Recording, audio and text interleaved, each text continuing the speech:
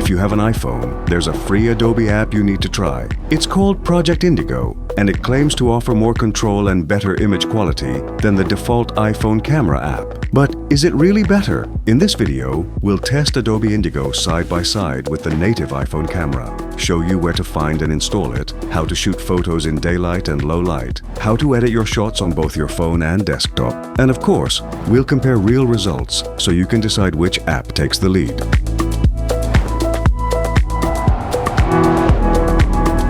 Let's start with the basics, and Android users, don't be disappointed. Project Indigo by Adobe is currently available only for iPhones. It's supported on iPhone 12 and newer models. You can download Adobe Indigo for free directly from the official App Store link, which we've included in the video description. We've also added a second link to the official Adobe research page, where the developers explain Indigo's features and technology in more detail. If you've used Adobe Photoshop Camera in the past, note that it was discontinued in June 2024.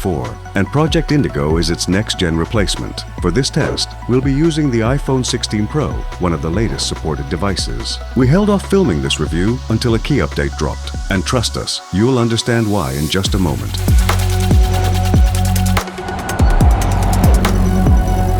For us, the biggest benefit is the full manual control compared to the default app. We don't want to make this a long video, so here are the essentials. You can explore and experiment more on your own. Tap the top of the screen to toggle tools like the horizon level, rule of thirds, zebra stripes, timer, and a few other helpful overlays. Hit the gear icon to access settings like exposure control. Here's a quick tip. If you want to protect your highlights, set the exposure to -0.3 and leave it there. It works great in most conditions. Manual focus is available too, though most users won't need it often. We love the zebra display. It's a clear, fast way to spot overexposure, and honestly, we prefer it over a histogram.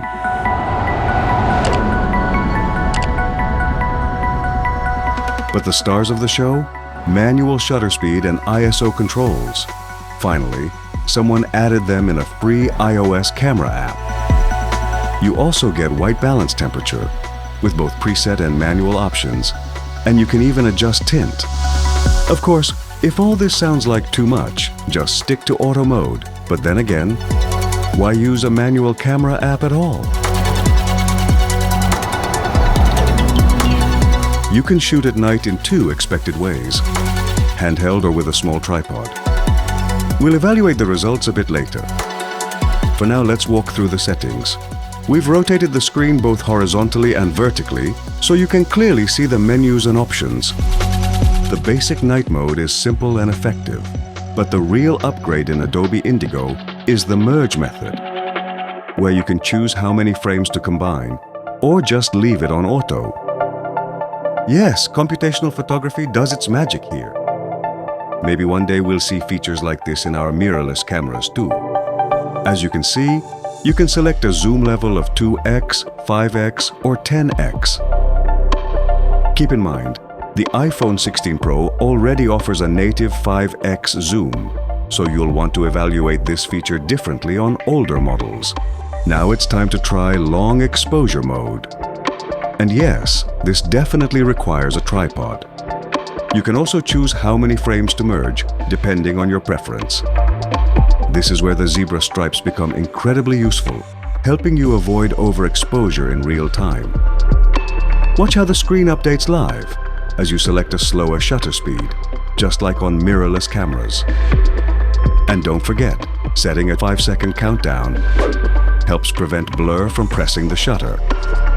Now, a quick spoiler before we compare photo samples later. This setup gives us the best quality at night, hands down. You'll see the countdown and then wait for the magic to happen. The app also shows you how long the processing will take, which, depending on your settings, might take several seconds, so be patient. After just a few daylight shots with Adobe Indigo, we got an overheating warning on the iPhone. To be fair, we were shooting under the hot Mediterranean sun in Greece, with the temperature hitting 37 degrees Celsius. Surprisingly, we also received an overheating message even during night use. However, After installing the latest update available at the time of this video, version 1.02, the warning no longer appeared.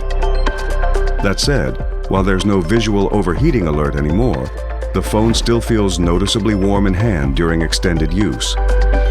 How about you? Have you installed the latest version? Are you facing overheating issues, especially on iPhones older than the 16 Pro? Let us, and everyone watching, know in the comments below. Yes, the Project Indigo app supports both JPEG and DNG RAW formats, but there are a few issues you should know about. First, in the iPhone's photo gallery, it shows both a JPEG and a RAW version, but when you swipe down to view details, you're only seeing the JPEG. To access the full DNG file, you'll need to connect your iPhone to a computer using a USB-C cable. And no, you can't transfer the DNG files to an external SSD directly from the phone. We tried. Adobe, any plans to fix this? But that's not all. Even after you copy the files to your computer, you'll notice something odd. The file names are completely random. Unlike Apple's native camera app, which saves files using a consistent format like IMG 1234, the Indigo app names files however it wants, with no clear pattern. It's chaotic and yes, a nightmare to organize. Your best bet? Sort them by date. It's not perfect, but at least it gives you some control. We initially planned to show you how to edit these files on both computer and mobile, but since the tools are nearly identical, we'll focus on editing directly on the iPhone using Lightroom. Just import your photo into Lightroom and start adjusting with the sliders. You can fix proportions or apply presets with simple descriptive labels. Under the Light tab, you can tweak exposure, contrast, highlights, and shadows.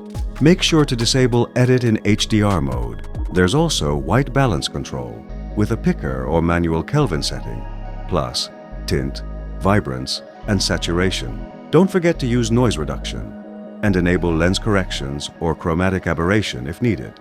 You'll also find adaptive profiles with adjustable intensity via a percentage slider.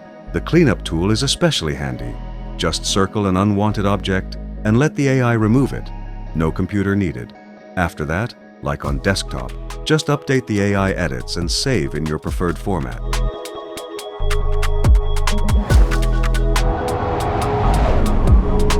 And now, the moment of truth. We realize it might be difficult to be certain via watching this on YouTube, so we will zoom samples over 100%. Naturally, you can do your own tests, especially if you're using an older model. Report back here and help other users get a better idea. Instead of comparing them on Lightroom or Photoshop, we will do that in Premiere, that we used to edit the video, so you can exactly see the same points. Keep in mind that photos taken with the iPhone app are about 12 megapixels, while the ones taken with the Indigo app appear to be about 10 megapixels. Are we doing something wrong? Let us know. For some, even the 2 extra megapixels might be important. If you want to be fair, convert both photos to the same size in order to compare. An easy difference to spot is that even with HDR off, photos taken with Indigo seem to have more prominent highlights, but that can be fixed, at least to an extent, by editing the DNG photos. That's why we mentioned earlier that it can be practical if you take photos with exposure set to -0.3. Watching both day and night pics at 200% or more, we see more noise in the photos taken with the iPhone. In general, the Indigo pics seem to be more natural, with less macro blocks or digital artifacts, and an absence of the dreadful halo effect. We reached the same conclusion inspecting both day and night pics, but once more, we mostly care about the 5x pics, which are the ones we compared. Why? We'll let you know in the next chapter. Even after the latest firmware update, the iPhone still heats up quickly when using the Indigo app, but at least the overheating warning no longer pops up. Of course, results may vary depending on your device. We're using the iPhone 16 Pro. As mentioned earlier, we genuinely believe Adobe Indigo shines in night photography thanks to the extra control it offers. But are we going to use it? For daytime shots, we'll stick with the default iPhone camera app, especially since the iPhone 16 Pro takes full advantage of its 48 megapixel sensor. For 5x zoom shots though, Indigo is likely our go-to. That said, even during the day, without using long exposure, Indigo takes noticeably longer to save each photo, meaning delays between shots. And we're really not fans of the disorganized file names. and the fact that you can't access or transfer DNGs on the go without a computer. What do you think? Drop your thoughts in the comments below. But don't go just yet. The video's not over. We capture our travel adventures using a mix of gear, including mirrorless cameras, action cams, the iPhone, and the DJI Osmo Pocket 3.